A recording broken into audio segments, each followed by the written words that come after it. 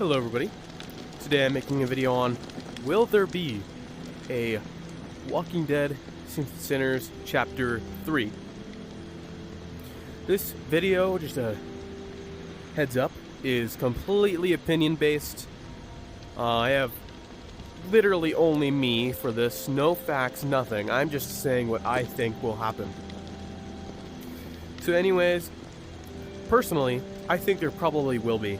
Because, well, The Walking Dead Saints and Sinners is one of, if not the most profitable VR franchise, other than maybe Pavlov and Contractors, but I'm definitely going to say that it's the most profitable,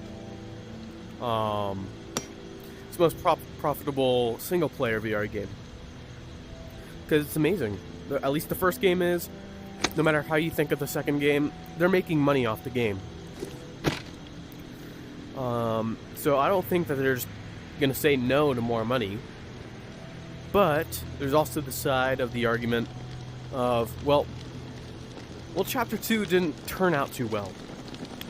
I personally like it, but there's no way I can deny that Chapter 2 was basically, well, DLC for one. And for two, it was mega unfinished and it was rushed. Nice. But it was very rushed, just not a lot of content. Overall, I'm going to say that it was a failure. If you want more information about it, watch Nutty's video on it. He basically goes really in depth with it, and he's a good source for that stuff. But maybe they're looking at how, like, the reviews and everything, and how Chapter 2 turned out, at least, in terms of gameplay and stuff like that. Maybe they're going to say, we're just not going to do that anymore because we don't want to risk hurting that brand anymore and making it not, all of them, not sell better. And also, another thing that they might not do it for is out of laziness. So, like on Behemoth, which I think is a really fun game, I made a couple videos on it, just gameplay videos. But with Behemoth, in the trailers they said, made by the developers of The Walking Dead Saints and Sinners. That's a really big thing because, of course, it's a massively successful brand. Massively successful games, like really successful.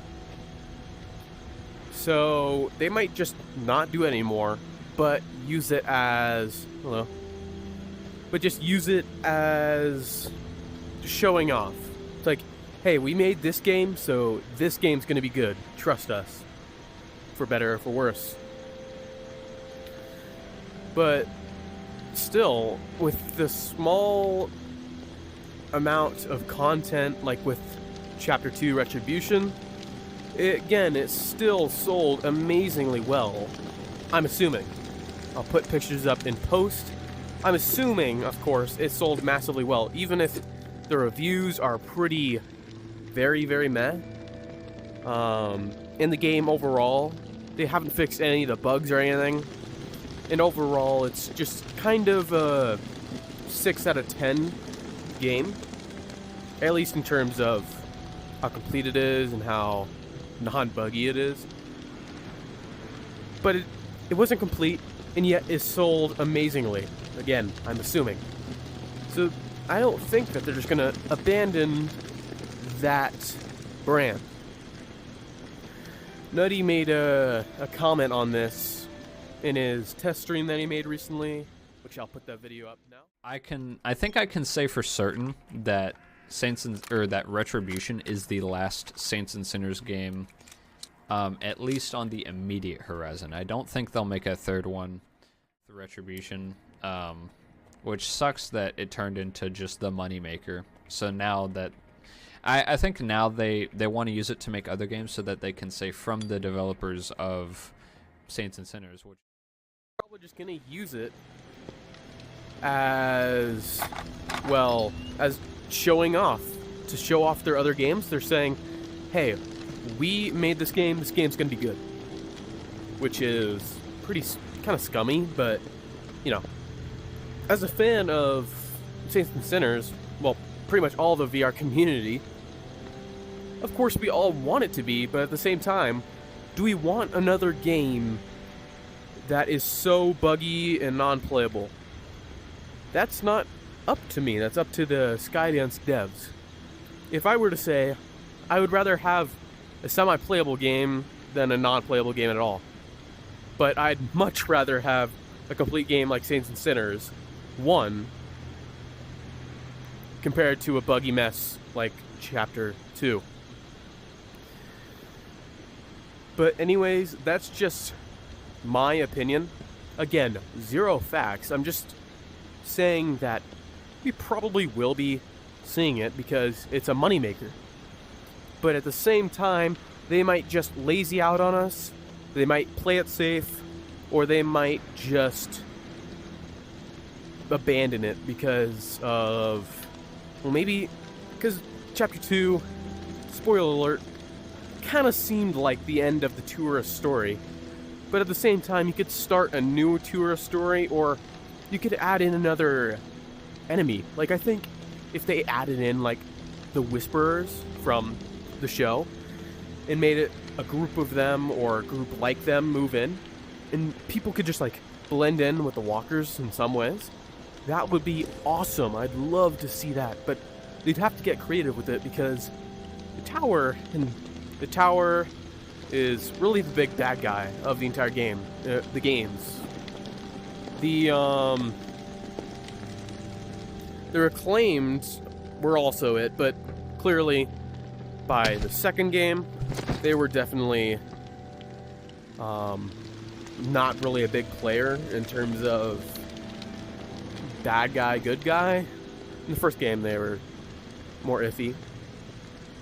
But still, I'd love to see that, and I'm going to say that pretty much all of the community would love to see something cool like that, but they just got to finish it next time. Maybe polish it. Because you don't want rough wood.